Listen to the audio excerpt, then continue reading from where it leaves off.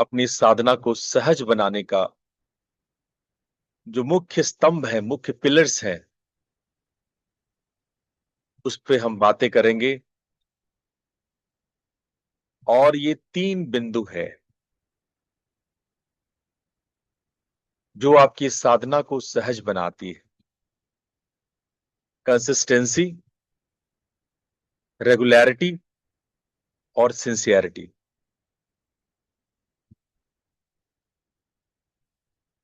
अगर ये 3 चीज आप अपने जीवन में उतार लेते हैं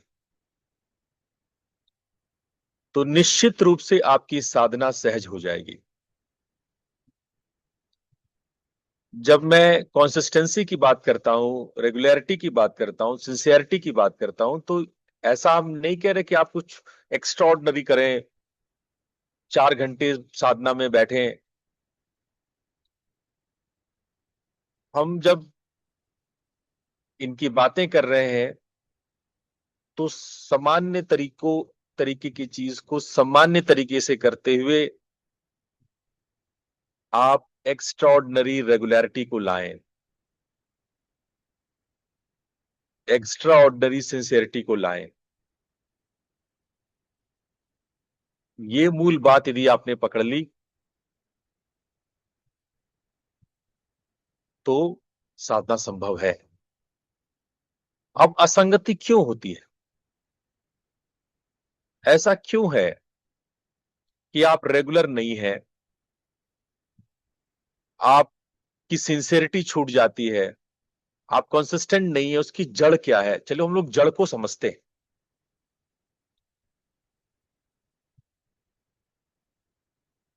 पहले डायग्नोस करो उसको, प्रॉब्लम कहां पे है। जो सबसे बड़ी प्रॉब्लम है वो है कि हम लोग बड़े मनमौजी हैं। मन करता है तो करते हैं, मन नहीं करता है तो नहीं करते हैं। किसी दिन बड़ा मूड बना साधना का तो एकदम कर लिए, और किसी दिन मूड नहीं है तो अच्छा छोड़ो यार, बाद में करेंगे, देखेंगे, कल करेंगे। ये जो मनमुखी होना, इसलिए हमारे गुरुजी महाराज कहते थे कि 2 प्रकार के साधक होते हैं, एक मनमुखी और एक गुरुमुखी। एक जो मन पे चलते हैं और एक गुरु के अनुशासन में चलते हैं। जो मनमुखी लोग हैं उनको हमेशा मोटिवेशन चाहिए रहता है। अब वो किसी भी वजह से मोटिवेट हो जाए, मेरे सत्संग से मोटिवेट हो सकते हैं, या किसी यूट्यूब में कोई चैनल देख के मोटिवेट हो सकते हैं, या आपस में बातचीत से मोटिवेट हो सकते हैं, पारिवारिक कारणों से मोटिवेट हो सकते हैं। मोटिवेशन नहीं मिलेगा तो उनमें हरकतें नहीं होंगी। और मोटिवेशन का क्या है? मोटिवेशन बहुत सारे सिचुएशन पे डिपेंडेंट है। बेहतर होता कि आप सिस्टम बनाते, मोटिवेशन नहीं, क्योंकि सिस्टम परमानेंट होता है। मोटिवेशन हमेशा इरेगुलर और ऑप्शनल होता है। अगर आप सिस्टम बनाने की बात सोचते तो साधना सहज होती।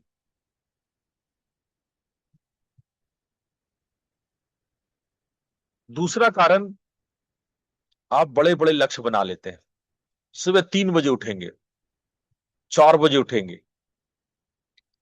जो 8 बजे उठते हो, 9 बजे उठने वाले लोग, वो सीधा कि हम सीधे 3 बजे उठेंगे। प्रॉब्लम क्या है कि हम एक एक्सट्रीम से दूसरे एक्सट्रीम में पेंडुलम की तरफ झूलते रहते हैं। एक एक्सट्रीम था कि हम सुबह 9 बजे 10 बजे उठ रहे हैं, आप सीधे जंप मारना चाहते हो कि हम एकदम 3 बजे उठ जाएं। बड़े बड़े लक्ष्य, 1 घंटा भजन करेंगे, 4 बार सुमिरन करेंगे, प्राणायाम भी कर लेंगे, यज्ञ भी कर लेंगे, मुद्रा भी लगा लेंगे, सारे बड़े बड़े लक्ष्य बनाने लगते हो। और यही आप चूक करते हो। जबकि हमें शुरुआत करनी चाहिए बहुत ही छोटी सी बात पे। 2 मिनट से स्टार्ट करना चाहिए। इसलिए मैं अक्सर कहता हूं 2 मिनट का दृष्टि प्रणाम करो, 2 मिनट का भजन करो। दिन में 2-2 मिनट जो है, अगर 10 बार कर लिए तो 20 मिनट हो गया ना।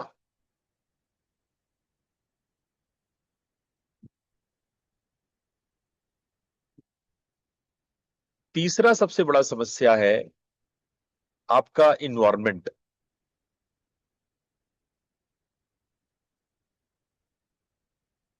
कल मैंने यज्ञ के लिए आपको बताया था, यज्ञ का एक उद्देश्य होता है वातावरण परिष्काराय, वातावरण को परिष्कृत करता है।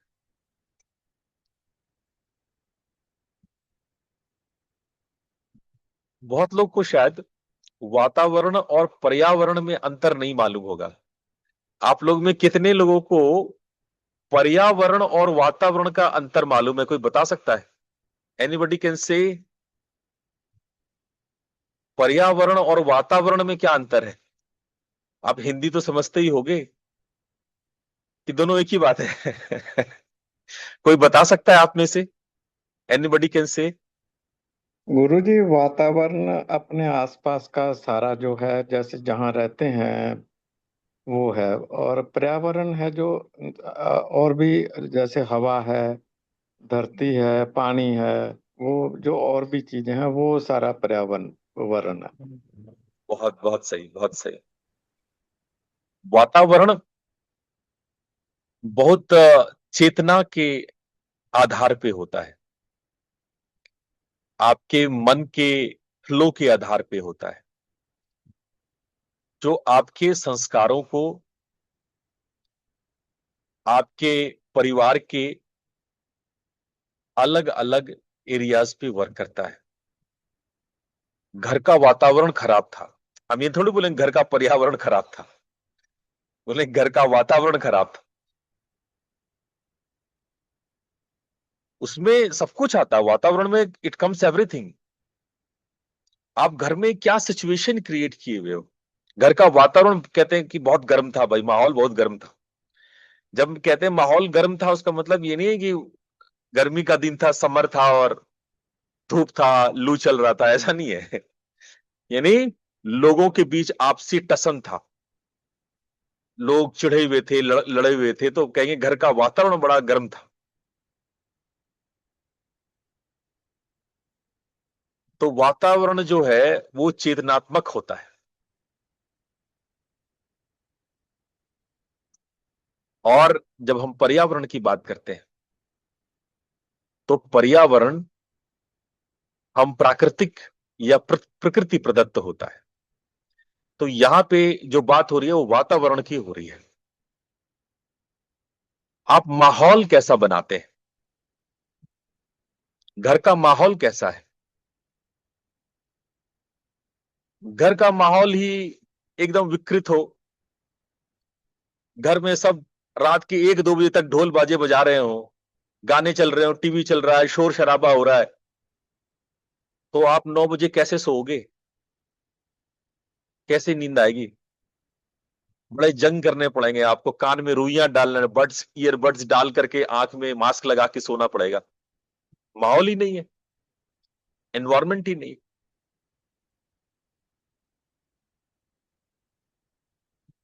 कभी आपने देखा है डॉग्स जो है, स्ट्रीट डॉग्स की बात कर रहे हैं, घर में तो खैर ये माहौल नहीं होता है, वो झाड़ करके पूंछ से पैर से झाड़ के बैठते हैं जहां उनको लंबे समय बैठना होता है, where they want sit long.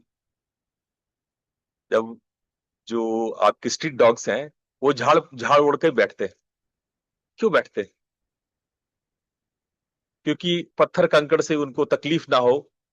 मान लो कोई ऐसे पत्थर कंकड़ पे बैठ गए जहां पे चींटी वगैरह कुछ और चीजें हैं, तो वो लंबे समय तक उस पर नहीं बैठ पाएंगे, तो पहले माहौल बना लेते हैं, इन्वायरमेंट तैयार कर लेते हैं। इसी तरह से हमें भी सोचना होगा कि क्या हम साधना का इन्वायरमेंट बनाते हैं घर में? और अगर आप साधना का इन्वायरमेंट नहीं बनाते हो, बहुत अपोजिट्स में जी रहे हो, तो कहीं ना कहीं आपको चैलेंजेस आने शुरू हो जाएंगे। बहुत लोग को देखते हैं साधना करने बैठे और साधना में मोबाइल लेके बैठ गए। अरे क्यों बैठते हो मोबाइल लेकर के? नोटिफिकेशन आएगा, फिर आपका ध्यान उधर जाएगा, कॉल्स आएंगे, आपका ध्यान बटेगा। हम लोग माहौल नहीं बनाते हैं, हम लोग वो वातावरण पैदा नहीं करते। श्रीवास्तव जी ने ठीक लिखा है, वातावरण और पर्यावरण को उन्होंने चैट में लिखा है। वातावरण मतलब इमीडिएट सराउंडिंग और atmosphere, that is air, water etcetera. पर्यावरण इंटायर इन्वायरमेंट इकोसिस्टम। इसके अलावा वातावरण श्रीवास्तव जी वो भी है जो हम इंसान एक दूसरे के प्रति बनाते हैं। घर में जो मन का, आपकी चेतना का, आपके व्यवहार से जो सृजन होता है, जो परिस्थितियां उत्पन्न होती है, जो सरकमस्टांसिस, जो सिचुएशंस, वो भी वातावरण के अंतर्गत ही है। तो हम क्या कर रहे हैं? अपने वातावरण को अगर हमने पूरी तरह से तैयार नहीं किया है तो हमें उसमें गड़बड़ियां दिखाई पड़ती है। हमें साधना में, मैंने किसी से पूछा, तुम तो इतने अच्छे साधक हो, सुबह की साधना क्लास में क्यों नहीं आते? बोलती है कि हमारे बेटे जगे रहते हैं, दोनों बेटे रात भर जो है हंगामा करते हैं। अरे भाई, अगर हंगामा करते हैं तो आप समझाओ, आपके ही बेटे हैं, आपके ही बच्चे हैं, समझाइए कि रात के 1-2 बजे हंगामा नहीं करना है। अगर आप अपने जीवन में अनुशासन नहीं लाओगे तो योगी कभी नहीं हो सकते, योग को कभी धारण नहीं कर सकते। योग का पहला, योग सूत्र का पहला सूत्र है अथ योगानुशासनम। Yoga is a discipline. और अगर डिसिप्लिन ही नहीं है आप, तो भूल जाइए कि आपसे कभी योग साधना होगा।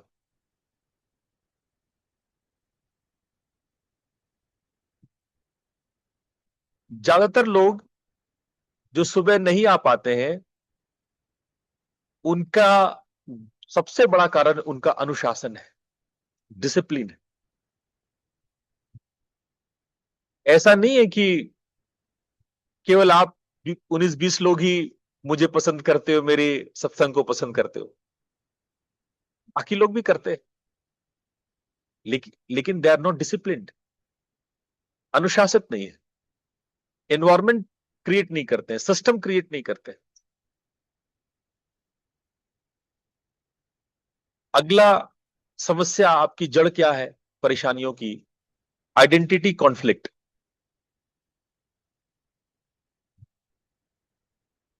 आइडेंटिटी कॉन्फ्लिक्ट वो सा कॉन्फ्लिक्ट है कि आप योग तो करना चाहते हैं लेकिन योगी नहीं बनना चाहते, या वैसा वर्षा, योगी दिखना चाहते हैं लेकिन योग नहीं करना चाहते। हाँ, दोनों तरह के लोग हैं। कुछ लोग ऐसे हैं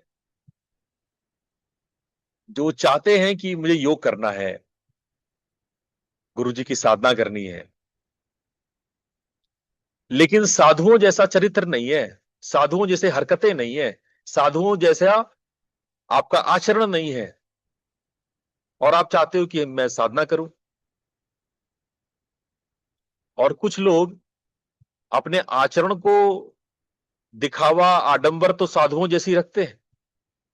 योगा टीचर अपने आप नाम के आगे लिखते हैं, दुनिया भर में योगा के सत्संग देते फिरते हैं,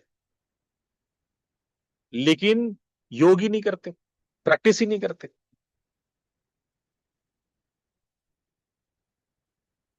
जब तक आप अपने आइडेंटिटी को शिफ्ट नहीं करेंगे तब तक ये परमानेंट चेंज आप में नहीं आएगा। अगला जड़ क्या है कि आप सोचते हो कि मैं एकदम परफेक्ट काम करूं, जो करूं सो, जो परफेक्शनिज्म है वो आप पे छाए रहता है। मैं बैठूं तो मुझे आज साधना हो ही जाए, बस आज बैठूं और आज कुंडली शक्ति जग जाए, आज बैठूं तो भगवान दौड़ते भागते, नंगे पैर दौड़ते हुए मेरे पास आ जाएं। जरा भी हल्का सा भी आपकी साधना गड़बड़ाती है, उसका मूड आपका अप एंड डाउन होता है, तुरंत साधना छोड़ के, नहीं आज नहीं हो पाएगा भाई, कल करेंगे, आज आज हमसे ना होगा। धैर्य ही नहीं है, संयम ही नहीं है, दृढ़ता ही नहीं है।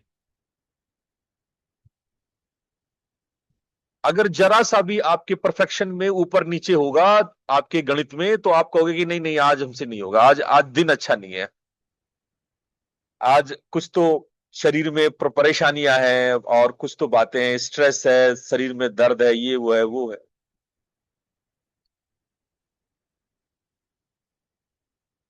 मैं अक्सर कहता हूं कि आदमी अपने मृत्यु के एक क्षण पहले भी योग कर सकता है, साधना कर सकता है, कष्टतर से कष्टतर हालत में भी साधना कर सकता है, मुश्किल से मुश्किल सिचुएशन में भी साधना कर सकता है।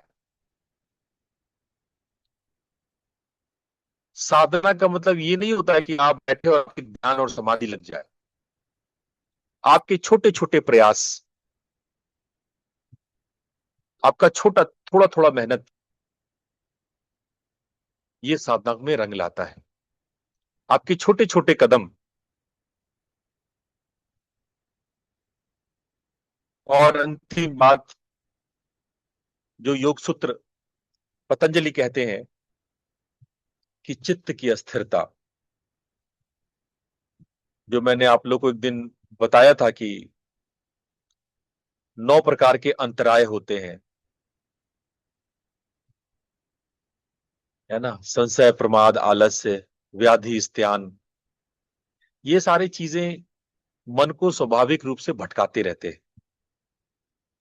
ये आपके भीतर सिस्टम बनने नहीं देते। लेकिन अगर आप सिस्टम बना लिए, अनुशासित एक बार हो गए, तो ये सारे अंतराय धीरे धीरे खत्म हो जाते हैं। इतना धैर्य, इतना संयम आपको रखना पड़ेगा कि सिस्टम तैयार हो जाए।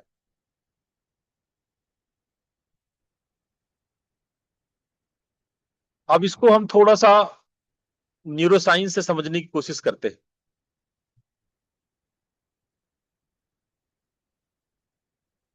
हेब्स का लॉ कहता है, neurons that fight together wire together. समझना इसका अर्थ, जब आप संघर्ष करोगे तो आपकी संघर्ष आपको सफलता दिलाएगी। जितना दोहराएंगे, जितना रिपीट करेंगे, जितना रगड़ करेंगे, रगड़ते रगड़ते वो समतल हो जाएगा। दो पत्थरों को खूब रगड़ो और खूब रगड़ो तो पत्थर समतल हो जाते हैं, एकदम चिकने हो जाते हैं।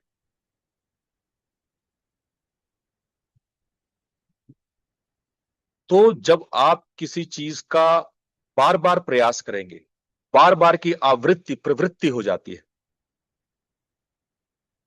आपकी आदतें मस्तिष्क में एक न्यूरल पाथवे क्रिएट करता है,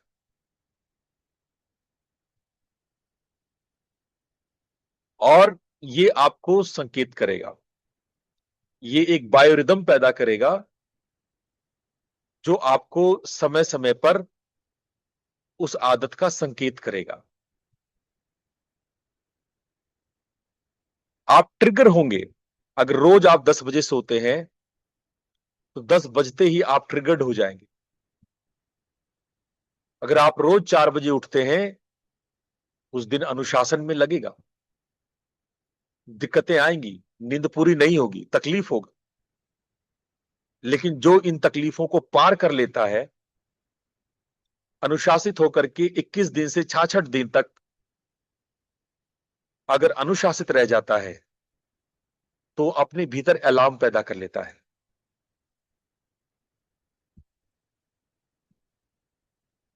बहुत सारे ट्रिगर पॉइंट्स ऐसे होते हैं जो आपके अंदर उस बायोरिदम को क्रिएट करने लगते हैं।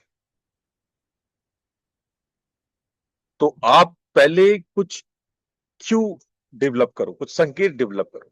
स्टार्टिंग में अलार्म यूज कर सकते हो, कुछ व्यक्तियों के साथ मिलकर साधना कर सकते हो, अपनी पत्नी अपने परिवार के साथ बैठ के भजन कर सकते हो।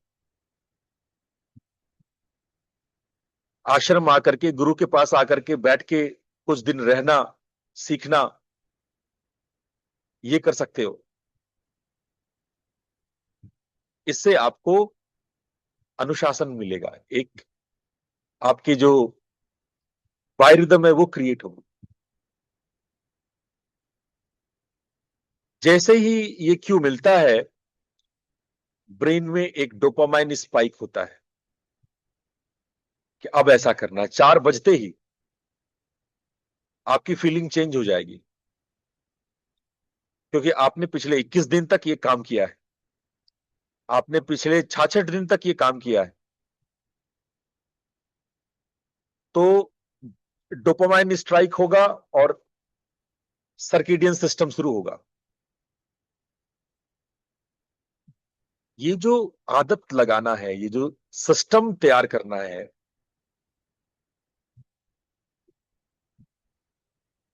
वो स्टार्टिंग आपको सरल से सहज तरीके से शुरू करना होगा। पहले ही दिन हम जैसे कहते हैं कि आपको सोने का हैबिट अगर 8 बजे उठते हैं तो 4 बजे करना है, तो पहले आप 7:30 बजे उठना सीखो। एक महीने 7:30 बजे उठो, फिर 7 बजे उठो, धीरे धीरे करो।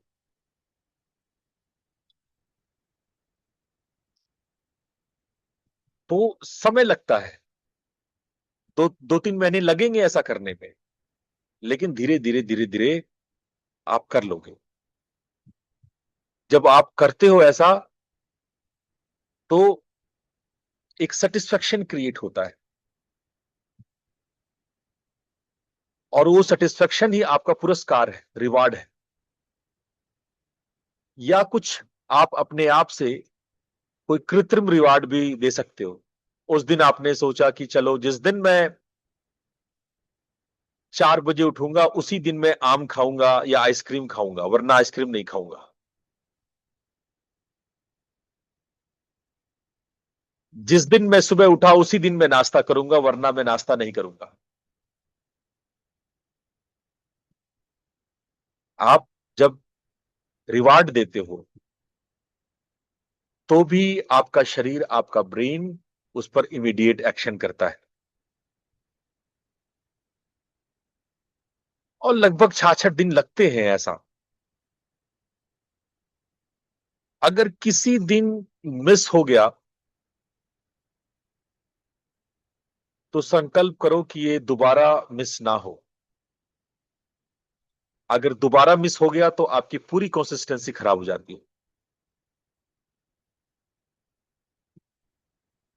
जितना आप संघर्ष करोगे, उतना आप में लोच उत्पन्न होगा, प्लास्टिसिटी डेवलप होगा। आप मान के बैठ जाओगे हमसे ना हो पाएगा, तो नहीं होगा फिर आपसे।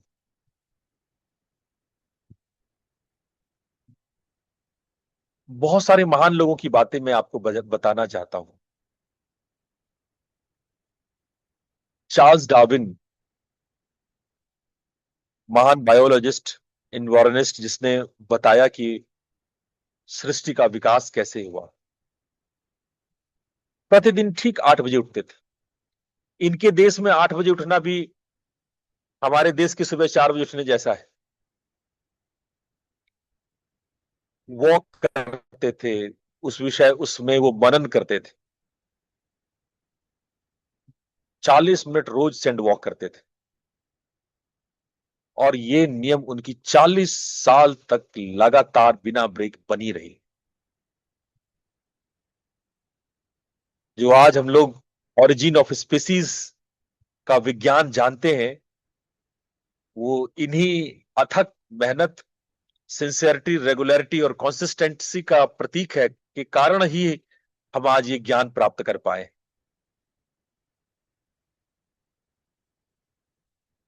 मैं बीथोवन को भी गिनना चाहता हूं इसमें। वो 60 कॉफी बीन्स को गिनकर, न 59 न 61, कॉफी पीते थे। फिर वो कंपोज करते थे अपने गानों का। कोई एक्सेप्शन नहीं उसमें, कभी उन्होंने 59 नहीं किया, 61 नहीं किया। देखो छोटी छोटी चीजों में रेगुलरिटी होती है। बात कितनी छोटी सी है, 60 बीन्स ही लेंगे हम, लेकिन अगर एक चीज को आप आदत में बदलते हो। देखो अभी आज के डेट में हमने लोगों में आदतों को या कोई अनुशासन को तोड़ने का एक थॉट, जिसको वो स्वतंत्रता कहते हैं, जबकि वो स्वतंत्रता है नहीं, वो मन की परतंत्रता है। वो अपने अंदर सोचते हैं कि मैं आदत बनने ही ना दूं, वो तोड़ ही देते हैं, कोई आदत नहीं बनने। आप क्योस हो जाते हैं पूरी तरह से, एकदम अराजक। मैंने अपने पिताजी को देखा, मेरे पिताजी रोज सुबह दूध रोटी नाश्ता करते थे, और मैं उनको पिछले, जब से मुझे होश है मैं तब से उनको देख रहा हूं, उन्होंने अपना नियम कभी नहीं तोड़ा। आज भी बुजुर्ग हो गए, काफी उम्र हो गई उनकी, लेकिन वो नियम नहीं तोड़ते,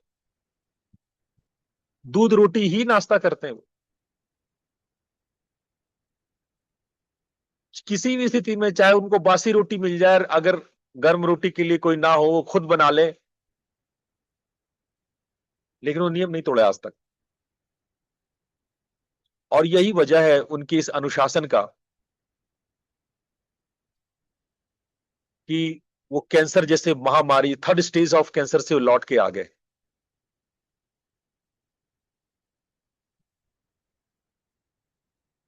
एक समय हुआ कि डॉक्टर ने कहा कि 4-5 महीने बचे,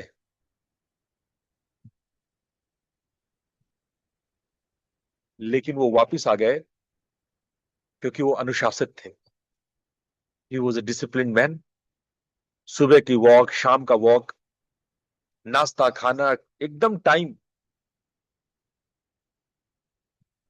जैसे मान लो कभी हम लोग बाहर में कुछ खा लिए, तो रात का खाना स्किप कर देते हैं या दिन का खाना स्किप कर देते हैं, ऐसा कुछ नहीं है। अगर किसी वजह से वो बाहर कुछ खा लिए, वैसे तो खाते नहीं थे, अगर किसी जोर जबरदस्ती से कुछ खा लिए, तो भी घर में आकर के उसी समय खाना खाते थे वो।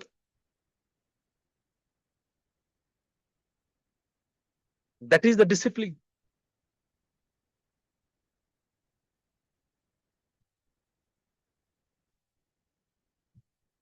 मैं बेंजामिन फ्रैंकलिन की बात करूंगा,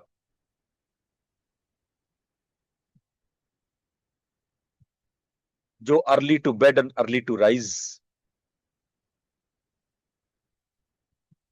और इस स्लोगन पे कि what good shall I do today, और रात में सोने समय what good I do today, उनका ये नियम था जीवन भर का।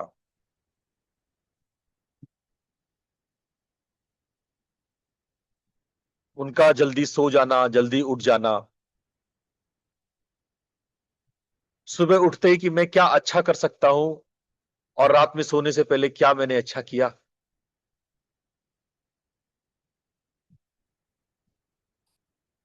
अब आइए भारत के महात्मा गांधी की। आज भी साबरमती आश्रम में 4 बजे सारे के सारे लोग उठ जाते हैं।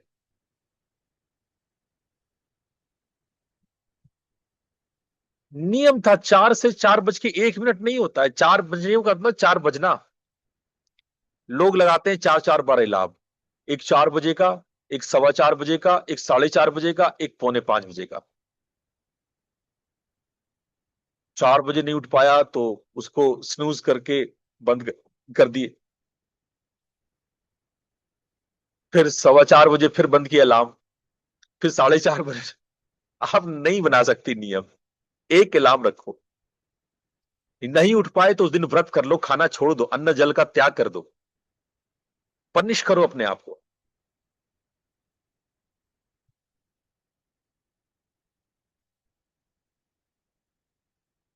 10 10 मील पैदल चल लो, कि अगर जिस दिन सुबह नहीं उठेंगे ना, जिस दिन हम लेट उठेंगे, हम 10 किलोमीटर पैदल चलेंगे। सजा दो अपने आप को, पनिश करो।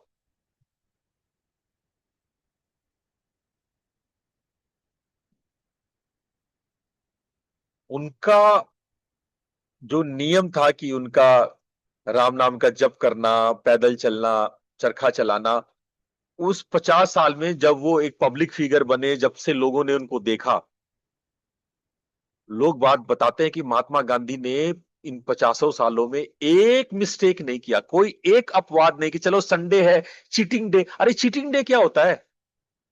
क्या होता है चीटिंग डे? आप किसी और को नहीं, स्वयं को मूर्ख बना रहे हो। चीटिंग डे फॉलो करने वाले लोग अक्सर जिंदगी में धोखा ही पाते हैं।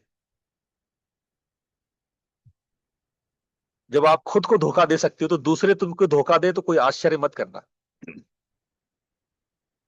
जब इंसान खुद को ही धोखा देता है,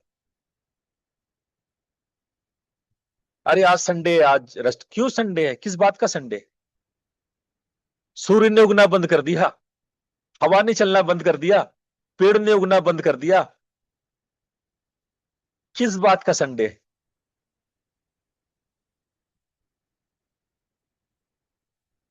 तो ये कंसिस्टेंसी होनी चाहिए। स्वामी विवेकानंद से हमें सीखना चाहिए।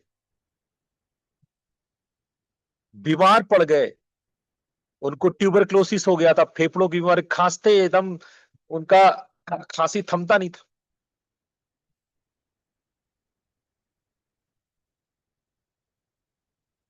टीबी के मरीज हो गए थे, दमा हो गया था उन, पर मजाल है कि उसने साधना छोड़ी हो। 3.5 घंटे सुबह साधना करते थे, नित्य 3 बजे उठते थे और 6:30 बजे तक वो साधना करते थे।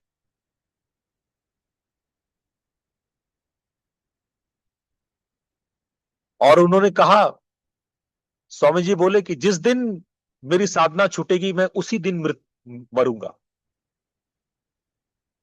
और हुआ भी यही। जिस दिन उनकी तबीयत बहुत ज्यादा खराब थी और उनकी साधना चुकी और उनका डेथ हुआ।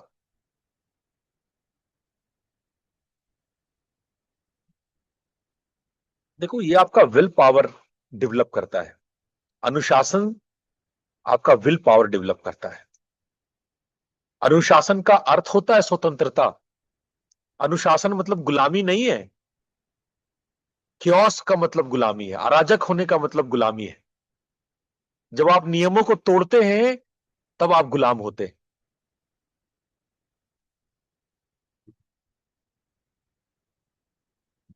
लोग आज की डेट में स्वतंत्रता और उत्श्रृंखलता में अंतर नहीं पाते। उत्श्रृंखलता एक नया शब्द, हिंदी शब्द मैंने बोला। अब बहुत लोग सोचते होंगे, गुरुजी आप नए नए शब्द बोलते हैं। हमें कोई बता सकता है उत्श्रृंखलता का अर्थ क्या होता है? आप में से कोई हिंदी का विद्वान बैठा है जो बता सके कि उत्श्रृंखलता का अर्थ क्या होता है? गुरु जी मूर्छना का अर्थ है कि टिके रहना, मस्ती करना, एक जगह टिके ना बैठना, एक काम बहुत, पे लगातार नहीं रहना, कभी इधर कभी इधर कभी इधर। एकदम सही, बिल्कुल सही। अब आप बताओ कि उत्श्रृंखलता स्वतंत्रता है या अनुशासन स्वतंत्रता है? सोच के बताओ कि उत्श्रृंखलता अनुशासन है। और लोग, आज मैं जिससे बात करता हूं वो एक डायलॉग बोल ही देता है कि मैं किसी नियम को नहीं मानता। अरे क्यों नहीं मानते हो? मूर्ख हो क्या तुम? मतलब ये एकदम तकिया कलाम है, लोग बड़ा चौड़ होके बोलते हैं, बड़ा छाती चौड़ा करके बोलते हैं, मैं किसी अनुशासन को नहीं मानता। अरे कोई ब्रिटिश के तुम गुलाम हो जो तुम अनुशासन को नहीं मानते हो? भगत सिंह बोलते तो बात समझ में आती। वो बेचारे स्वतंत्रता का संग्राम में थे। आप कह रहे हैं कि मैं किसी अनुशासन को नहीं मानता, तो आप मूर्ख हैं।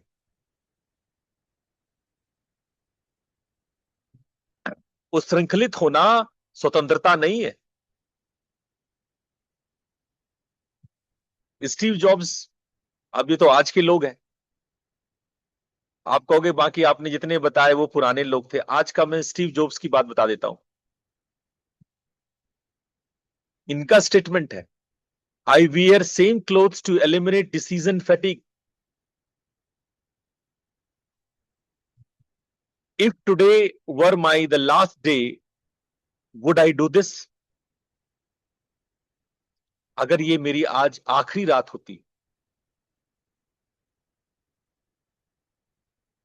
और मुझे पता होता कि मैं मरने वाला हूं तो मैं ये करता।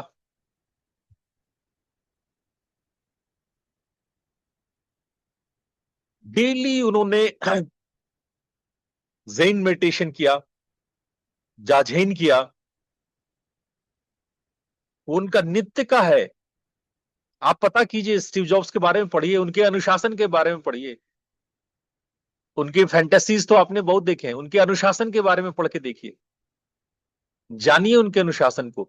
जीवन में जो भी व्यक्ति सफल हुआ है और स्थायी रूप से सफल हुआ है, ऐसे नहीं कि किसी दिन लकी हो गया, मिल गया और अगले दिन सब पतन में चले गए, हम उनकी बात नहीं करते। जिनके जीवन में स्थायी सफलता है, जो वास्तविक लीडर है, आप देखिए उनके जीवन में।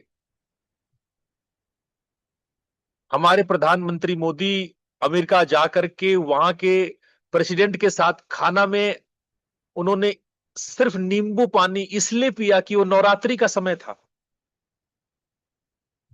मैंने दुनिया में अब तक ऐसा कोई पॉलिटिशियन नहीं देखा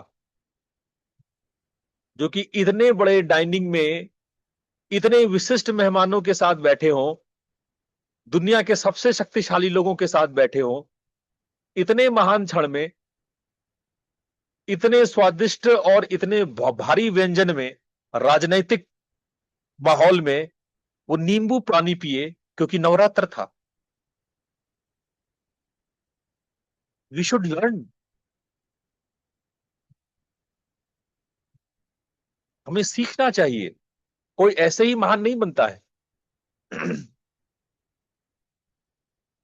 किसी की भी महानता उसके अनुशासन पे बेस्ड होता है कि कोई आदमी कितना अनुशासित है।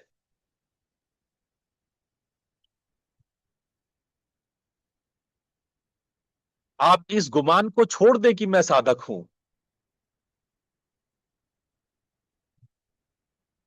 इस पे आइए कि मुझे साधना करनी है।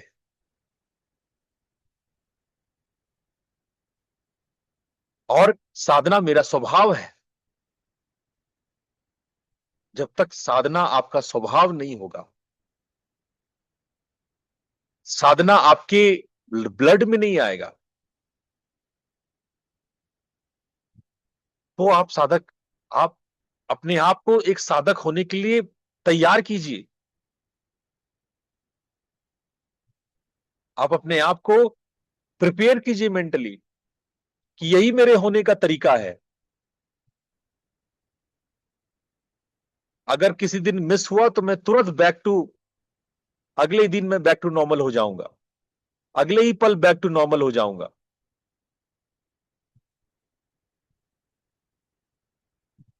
और अपने गोल को आप इंटर इंडिपेंडेंट बनाइए।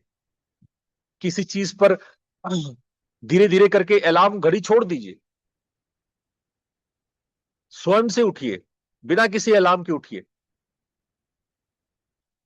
इतने दिनों आपने अलार्म से उठने का अभ्यास किया, अब मेरी बात सुनो। मन में संकल्प करके सो कि सुबह 4 बजे उठना है, बिना अलार्म का। एक दिन दिक्कत होगी, 2 दिन दिक्कत होगी, अगर आप सच्चे साधक हो, आपके मन में सच्चा संकल्प है, तो आप 3-4 दिन के अंदर में सुबह 4 बजे उठने लगोगे। जो अलार्म आपको वर्षों से नहीं उठा पाई है, वो आपका ठोस इरादा, ठोस संकल्प उठा देगा आपको।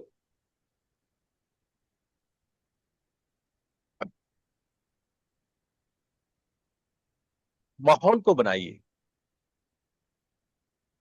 अपने साधना स्थल को,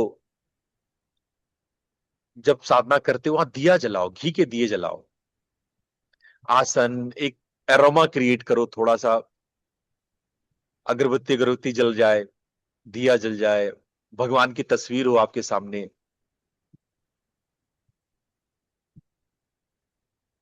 पूरी तैयारी शाम में ही कर लो कि सुबह तुम्हें उठ करके पता चला माला ढूंढ रहे हैं, बच्चे ने कहीं फेंक दिया होगा, बालकनी में पड़ा होगा, आप ढूंढ रहे, माला ही नहीं मिल रहा आपको। रात में सब सेट करके सो। फोन तो एकदम दुश्मन है। हम तो बोले कि सोने से 2 घंटे पहले और उठने के 2 घंटे बाद फोन की तरफ देखना भी नहीं।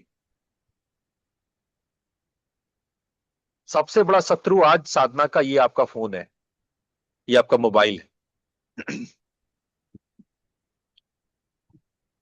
कुछ क्यूज जो आपको उत्साहित करे वो लगा सकते हैं, जैसे दीवार पे आप शेड्यूल, कोट या हैबिट ट्रैकर लगा सकते हैं। कैलेंडर पर कुछ मार्किंग्स कर सकते हैं। हैबिट ट्रैकर बहुत इंपॉर्टेंट पार्ट है। मैं कल की क्लास में इस विषय में चर्चा करूंगा। कल मैं आपको साधना डायरी, स्पिरिचुअल डायरी, जर्नलिज्म के बारे में बताऊंगा।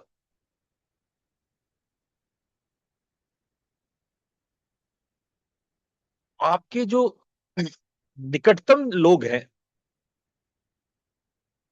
उसको आप योग मित्र बनाइए।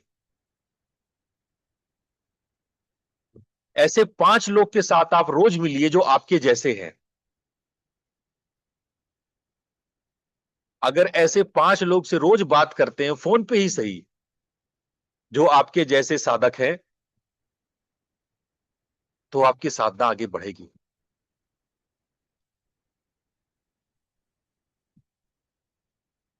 तो इस तरह की चीजें अपने भीतर एक साधकपना को जगाओ।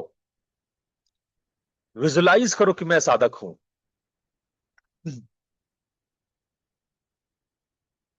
एक पूरा सिस्टम क्रिएट करो। सो लोग कहते हैं साधना तंत्र, एक तंत्र क्रिएट करो अपने चारों ओर। जैसे सरकारें होती है प्रजातंत्र की, लोकतंत्र की, तो ये एक सिस्टम है।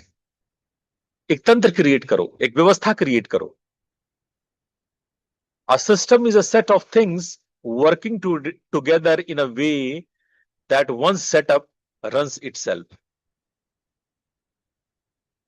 आपका तंत्र हो, ये आपकी आजादी हो। स्वतंत्र, आपका सिस्टम, योर सिस्टम। आप सिस्टम बना सकते हो कि मैं सुबह उठ करके फ्रूट्स खाऊं, एक्सरसाइज करूं, ये आपकी आजादी है। लेकिन किसी दिन आप उठते हैं, नहीं उठते हैं, किसी दिन एक्सरसाइज करते हैं, नहीं करते हैं, तो आप परतंत्र हो, गुलाम हो। केओस आजादी नहीं होता है, वो उत्श्रृंखलता है।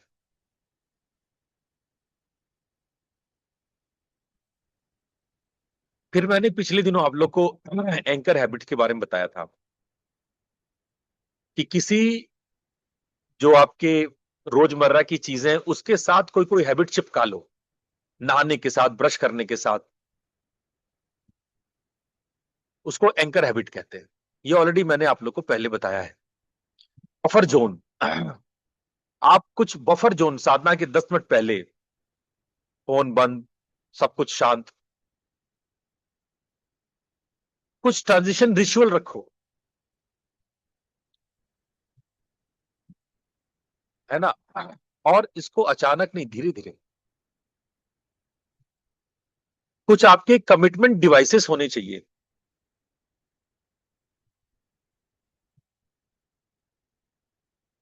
ये बहुत इंपॉर्टेंट है, जो आपके कमिटमेंट्स को मजबूत करे। मैंने एक ऐप देखा था, मेरी बिटिया यूज करती है। वो एक पौधा है उस ऐप में, मैं उस ऐप का नाम मुझे नहीं मालूम। वो जितना पढ़ती है उतना उस पौधे में वो लिख लेती कि आज मैंने 1 घंटा पढ़ा, तो वो पानी उस पौधे में अपने आप, एनिमेशन है, वो पानी जाता है। अगर आपने नहीं पढ़ा और वो पानी नहीं डाला तो पौधा सूख जाता है। वो बड़ा एनिमेटेड ऐप है, बड़ा शानदार ऐप है। तो वो मुरझाए हुए पौधे को देख करके जो है बिटिया, वो सोचती है कि मैंने गलत किया, मेरे से गलत हुआ, मेरा पौधा मुरझा गया। उसको ये बात बोलने की जरूरत नहीं कि तुमने पढ़ा नहीं पढ़ा, तुमने 1 घंटे पढ़ाई नहीं किया। उस पौधे को मुरझाया हुआ देख करके वो दुखी हो जाती है। समझ रहे हो ना? ऐसे ही आप अपने भीतर आसपास कमिटमेंट डिवाइसेस क्रिएट करो, अपने कुछ डिफॉल्ट शेड्यूल बनाओ, सेम टाइम में, इसी समय, इसी जगह, कोई फ्लेक्सिबिलिटी नहीं, मत बिल्कुल फिक्स।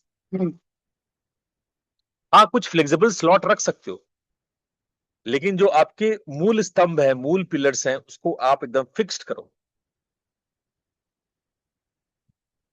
ज्यादातर लोग पूछेंगे सर ट्रेवल हो तो क्या, 10 बार मेरे पास ये मुद्दा आ चुका है, अगर ट्रेवल हो तो क्या करेंगे? अरे उसके लिए भी प्लान कर लो। मेरी तो हर रोज यहां वहां यात्रा होती रहती है। अपना ट्रेवल डिजाइन करो, ट्रेवल में भी साधना हो सकती है। कुछ ऐसी प्रैक्टिस है जो हवाई जहाज में बैठ के की जा सकती है, कुछ ऐसे प्रैक्टिस है जो आप टैक्सी में बैठ के कर सकते हैं, कार में बैठ के कर सकते हैं, ड्राइविंग करते हुए कर सकते हैं। मैंने तो हर तरह की बातें आप लोग को सिखाई बताई है, इसलिए ये एक्सक्यूज मत दो कि मैं ट्रेवल में हूं, मैं बीमार हूं। ये सब एक्सक्यूजेज है।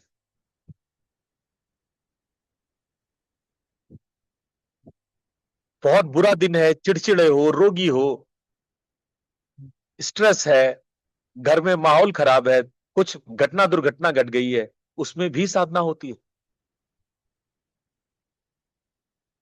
जो उस मुश्किल वक्त में भी साधना कर लेता है, समझो कि उसकी साधना पक गई, वो दृढ़ हो गया।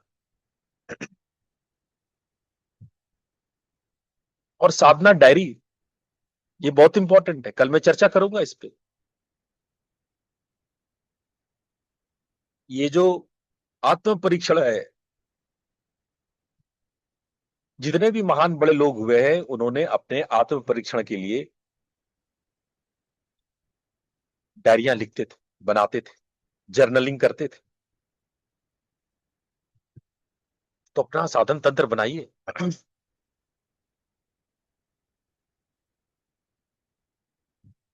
अपने आदतों को एक प्रवाह दीजिए, एक फ्लो दीजिए। सुबह उठते हैं, उठ करके खूब ढेर सारा पानी पी लीजिए, 4-5 गिलास पानी पी लीजिए, उसको उषा पान कहते हैं उसको। प्राणायाम कर लीजिए, 20 मिनट का ध्यान कर लीजिए, 5 मिनट की डायरी लिख दीजिए, और अंत में कुछ संकल्प के साथ, आज हमारा दिन बहुत अच्छा होगा, मैं अच्छा काम करूंगा, बी गुड डू गुड, ये सब बातें, कृतज्ञता के भाव, ग्रेटिट्यूड के भाव। शाम के समय में भी एक ऐसा ही स्टेक लगाओ, एक आइडियल मॉर्निंग स्टेक और इवनिंग स्टेक लगाओ। काम समाप्त करके जब घर लौटते हो शाम के 8 बजे, मॉर्निंग वॉक पहले कर लो, संध्या की पूजा कर लो, थोड़ा फैमिली टाइम दे दो, थोड़ा रीडिंग के लिए समय दे दो, और स्लिप पे चले जाओ। ये सुबह और शाम की आप हैबिट डेवलप करो, और उसको रेगुलर करो, किसी भी हालत में करो। सुबह का व्यायाम है, साधना है, ध्यान है, साधना डायरी है, आपका ब्रह्म मुहूर्त में उठना है, आपका अच्छा खाना, स्वस्थ खाना, ये सब पक्का करो। ये सबको एकदम जीवन में स्ट्रांगली उतारो कि गुरुजी का सत्संग किसी भी हाल में नहीं छोड़ेंगे। सुबह 6 बजे, बहुत लोगों की आदत बनी है मेरे सुबह के क्लास से, 6 बजे की। मेरे पास बहुत लोगों के मैसेज आए कि मैं कभी उठता कभी ना उठता, लेकिन आपके प्रोग्राम को मैंने संकल्प किया कि गुरुजी के प्रोग्राम नहीं छोड़ूंगा। और जब आपने ये संकल्प किया, तो उसकी सिद्धि भी आपके सामने में हुई, आप उसको सिद्ध भी किए। तो वो सिंसियरिटी को लाइए अपने भीतर। सिंसियरिटी क्या है? पूरे श्रद्धा के साथ, पूरे भाव के साथ, पूरा जुड़ के करना। आप अंदर से डूब करके कर रहे हो, पूरे श्रद्धा के साथ कर रहे हो, आपके मन वचन कर्म सब एक हैं, पूरी सिंसियरिटी है आपकी। ये सिंसियरिटी है। रूमी कहते थे, polish the mirror of your heart. जितना भीतर साफ, उतना बाहर स्पष्ट। अगर भीतर से श्रद्धा नहीं है, बाहर नौटंकी कर रहे हो, तो ज्यादा लंबे नहीं जाओगे, मार आएगी, सब छूट जाएगा।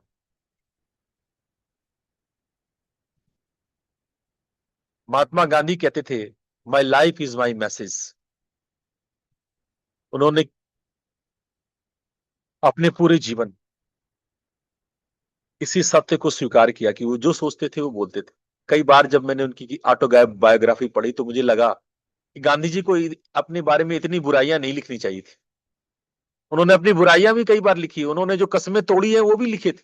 लोग अच्छी अच्छी बातें लिखते हैं अपने ऑटोबायोग्राफी में। उन्होंने किताब लिखा, my experiment with the truth, कभी पढ़ना उसको। उन्होंने लिखा कि हम वो जो सोचते थे वही बोलते थे और वही करते थे। आप चाहे उसको उनको बुरा मानो अच्छा मानो, बहुत लोग बुरा मानते हैं उनको, and he is okay with that, कि ठीक है हम कुछ मामलों में गलत है।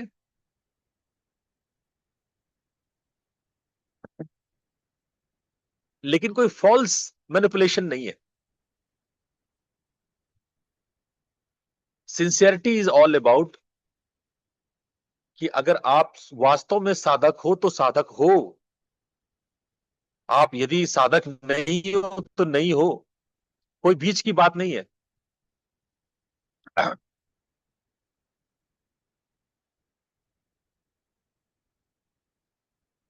और जब आप सिंसियरिटी का अभ्यास करते हैं तो निश्चित रूप से आप उस कंसिस्टेंसी को बना लेंगे, उस सिस्टम को डेवलप कर लेंगे। गिरना नहीं, उठना सीखिए। ये आज मन नहीं है, बहुत सारे जो आप ये सब छोड़ के आप आगे उठिए, ऊपर उठिए। ट्रेवल है तो बहुत डिस्ट्रप्शन है, ये सब एक्सक्यूजेज हैं। इसके उपाय है, आप खुद निकालिए, आप खुद प्लान करके इसका उपाय निकाल सकते हैं। मैं बहुत बिजी हूं, मिस हो गया, कोई प्रोग्रेस नहीं दिख रहा है, ये सारी बातें मैंने आपको पिछले 3 महीनों में कई बार चर्चा की है। मेरे पास ये सारे तर्क लोग आप लोग देते हो। बहुत लोग जब मैं साधना का पूछता हूं तो यही 5-6 तर्क आपके पास होते हैं। आप एनालाइज करो इन 5-6 तर्क पे। ये ऐसे तर्क नहीं, ये बचकाने तर्क है, कोई काम के तर्क नहीं है। इन सब का उपाय आपके पास है, आप ही के पास है, मुझसे भी पूछने की जरूरत नहीं है। एक बार अंतरात्मा से पूछ लेते, ये सारे उपाय आपके पास है।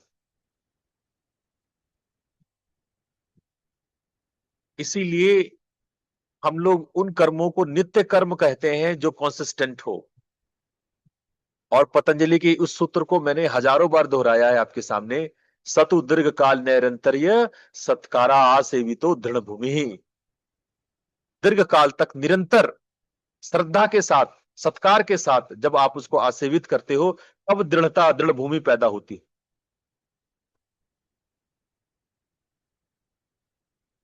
हमारे परंपरा में बहुत इस बात का इंपॉर्टेंस दिया गया कि हम कैसे अपने आप को आध्यात्मिक बनाएं। कम करें लेकिन करें, एटलीस्ट थोड़ा ही करें, 2 मिनट करें, 20 मिनट करें, लेकिन करें। धीरे धीरे साधना बढ़ती है, धीरे धीरे आपकी जवाबदेही बढ़ेगी। तो आज के इस सत्र में आज हम लोग इसको समझने की कोशिश की है कि हमारी बेसिक प्रॉब्लम्स और उसका सलूशन क्या है, जिससे कि अपनी साधना को सरल कर सकते हैं। कल हम आप लोगों को स्पिरिचुअल डायरी पर विचार विमर्श करेंगे। आप अपने जीवन में साधना को स्ट्रांगली उतारे।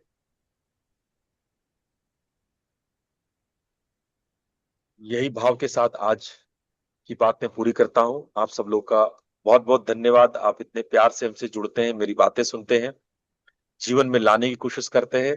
आप सभी आत्मजनों को बहुत बहुत धन्यवाद। प्रणाम गुरु जी। प्रणाम गुरुजी, धन्यवाद। धन्यवाद गुरुजी, धन्यवाद। बहुत बहुत धन्यवाद।